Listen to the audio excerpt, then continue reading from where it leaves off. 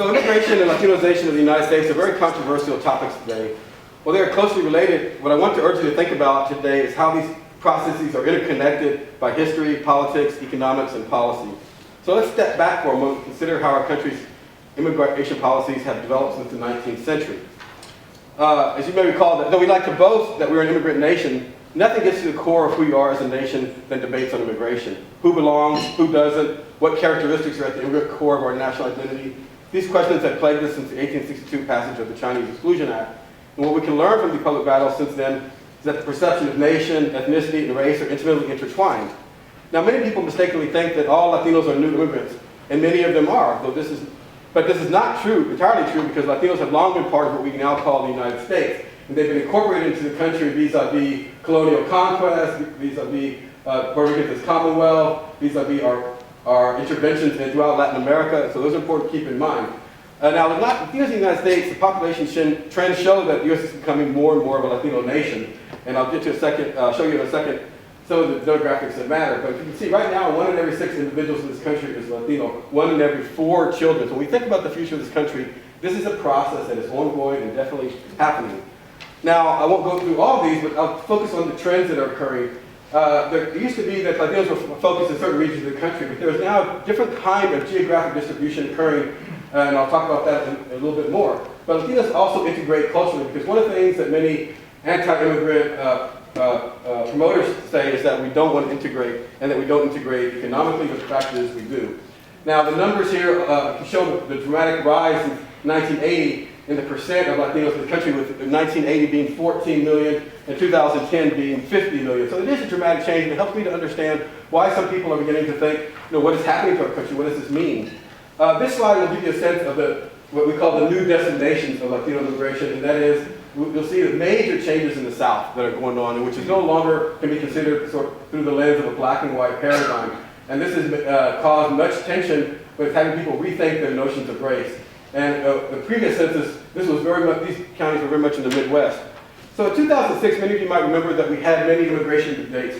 What I did is the following that year, I had a sabbatical, and I traveled around the country for 6 months, bicycling 8,000 miles to talk to people about, I wanted to get beyond the media discourse and media hype and talk to people about how Latinos are fitting into their community. Now, I'm going to read this, the bottom part of this. It comes as the beginning poem of my book, one of my books. Lorenzo, a farm worker in Northern California, tells me as we ride a commuter bus over a treacherous hill of a wife in Michigan and a sister in Texas, under the same sky but not in each other's sights or arms, because their arms are filled to stand with food for others. Yet even with the scorn, this is a better life than the home where the food was ever absent from the table. Part of me was to try and humanize the debates around immigration so we understand from the perspective of people who were impacted the most. Now again, our mainstream paradigm of immigration often thinks through the lens of the melting pot. Part of what I learned from this trip, and I sort of knew already, was that influence goes both ways, and that Latinos are reshaping U.S. culture.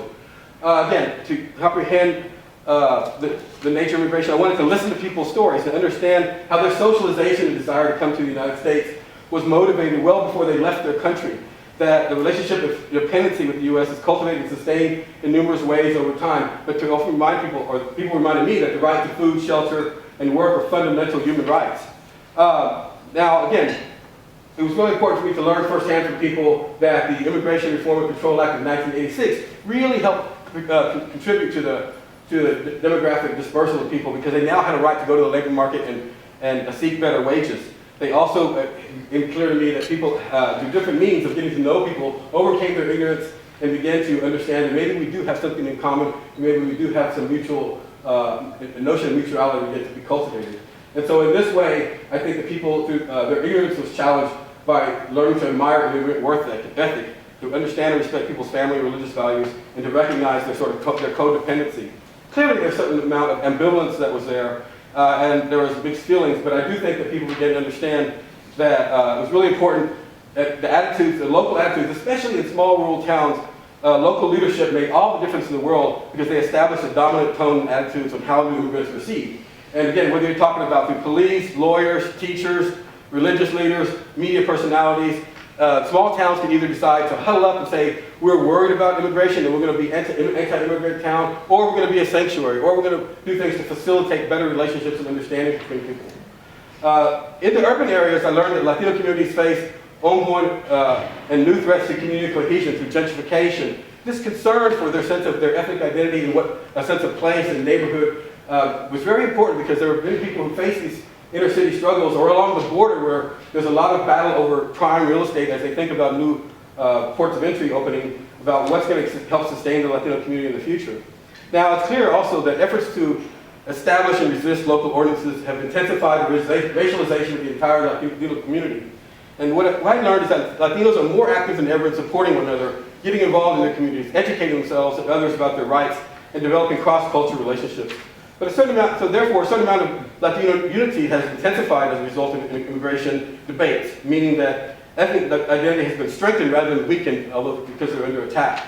Now, I spoke with a young man, a leader of a farm workers organization on the border, the U.S. El Paso border, and he used an analogy that I want to share with you. He said, look, our relationship with immigration debates in this country it's really one of like an analogy he gave me around domestic violence. In domestic violence, we know that women suffer violence. They suffer psychological violence, physical violence, and we know that it's actually not because partner wants them to leave. It's because they want them to stay under their control, be manipulatable, vulnerable, exploitable. And he made that analogy with our immigration policy. That we don't really want to get rid of immigrants. We just want them vulnerable. So for me, one of the big keys in fostering a better understanding is to have people think about what are notions of mutuality, how our lives are interconnected, because Latino immigrants are here because we were there in their countries in many ways and led to them coming here. Thank you.